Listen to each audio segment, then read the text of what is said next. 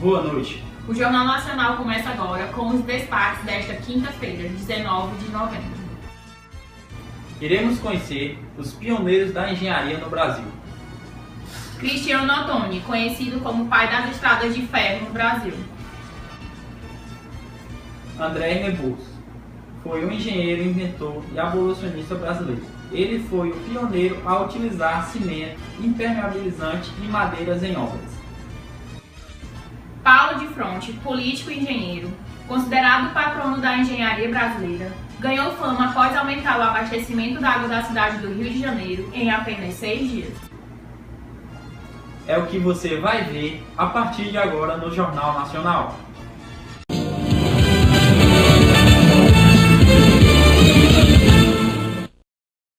Cristiano Ottoni ganhou notoriedade por sua contribuição essencial para o fortalecimento das estradas de ferro no país. E a enviada Kétia Rayane mostra um pouco da história deste grande homem. Boa noite, Cecília. Boa noite, Lucas. Cristiano foi professor na Escola de Engenharia da Marinha, mais tarde Escola Central de Engenharia e a seguir a Escola Politécnica de Engenharia do Rio de Janeiro. Publicou livros que foram utilizados no ensino público e privado em todo o país. Em 1835, foi eleito deputado-geral pela então província de Minas Gerais, sendo reeleito por diversas vezes. Cristiano Benedito Ottoni foi capitão-tenente da Marinha, engenheiro, professor de matemática, diretor da Estrada de Ferro Dom Pedro II, senador do Império e, depois da proclamação da República, foi investido no mandato de senador de República. Considerado o pai das estradas de ferro no Brasil, por ter sido o primeiro diretor da Estrada de Ferro Dom Pedro II e o homem que fez os trilhos subirem a Serra do Mar em direção a Minas Gerais e a São Paulo entre 1855 e 1865. É com você, Cecília. Obrigada.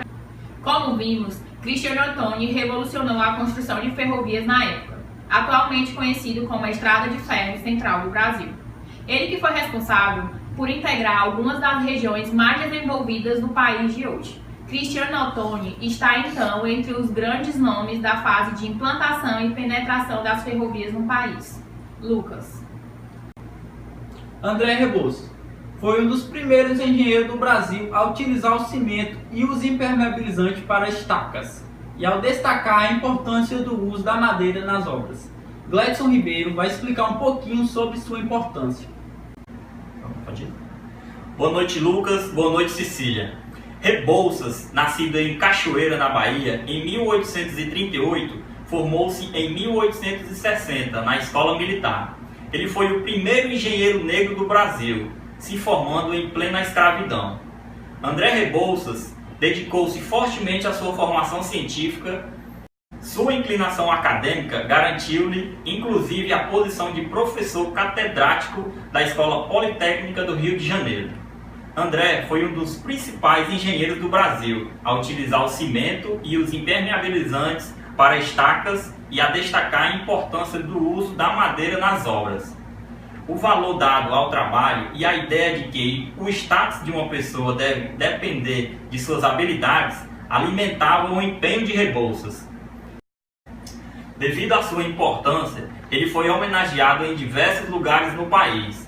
A Avenida Rebouças, na cidade de São Paulo, originalmente chamada de Doutor Rebouças, o Túnel Rebouças, no Rio de Janeiro, um dos maiores da cidade, com aproximadamente 2.840 metros, e o bairro de Rebouças, na cidade de Curitiba, também foi uma das homenagens para esse ilustre engenheiro. Devido à sua importância para a engenharia brasileira, foi chamado para fazer parte da Inspetoria de Águas do Rio de Janeiro, aonde, juntamente com Paulo de Fronte, resolveu os problemas de abastecimento de água da cidade do Rio de Janeiro em apenas uma semana. Lucas. Como Cecília havia falado, juntamente com André Rebouças, Paulo Fronte, um exemplo de engenheiro completo, academicamente dedicado, tecnicamente empreendedor e envolvido com os problemas da sociedade, ganhou sua devida importância na história da engenharia brasileira, como iremos ver com nossa repórter Kétia. Paulo de Fronte nasceu em Petrópolis, Rio de Janeiro, no ano de 1860. Aos 14 anos de idade, matriculou-se na Escola Politécnica do Rio de Janeiro. Com 19 anos de idade, diplomou-se nos cursos de Engenharia Civil e Geográfica. Tornou-se professor e mais tarde ingressou no corpo docente da Escola Politécnica do Rio de Janeiro. Além do magistério, Paulo de Fronte dedicou-se desde o início à sua carreira de engenharia. Foi nomeado para a Inspetoria de Águas do Rio de Janeiro. Propôs uma operação para aumentar em mais de 15 milhões de litros o potencial de abastecimento da água do Rio de Janeiro em apenas uma semana. Ao lado do engenheiro, Paulo de Fronte conseguiu cumprir a tarefa. Tal operação ficou conhecida como Água em 6 dias, completando o abastecimento de água da cidade, que sofria os efeitos perversos de uma forte seca. A partir de então, ganhou notoriedade e firmou-se profissionalmente com apenas 29 anos de idade. Fundou a empresa industrial Melhoramentos do Brasil, incluíram a construção de uma estrada de ferro para permitir a execução das obras das barragens do que viria a ser uma importante parte do sistema de abastecimento de água da cidade. Alargou a Avenida Atlântica, em Copacabana, e construiu as avenidas Delfim Moreira e Ney Maia. Paulo Fronte, exemplo de engenheiro completo. A dignidade e a grandeza desses engenheiros encerra a primeira edição do Jornal Nacional dos próximos 4 anos da Estácio. O Jornal Nacional termina aqui. Uma ótima noite para vocês. Até a próxima.